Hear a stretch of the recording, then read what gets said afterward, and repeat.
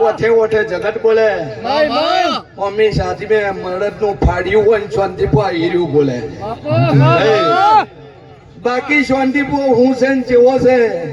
mummy સાથી આવે ને એટલે પેલો ફણીતર નાગ ઉભો હોય જશવંત ધરું નહીં ફોફાડો કાપી દોડતા થઈ જાય એટલે જગતમાં કુશું કે દૈડા વાત નો ખોટ વિચારી નાખો બધા દૈડા શાંતિ ફોન કોણ હુંડા ન હોય ચોક તો મારો કાળો ભમરિયાળો બેઠો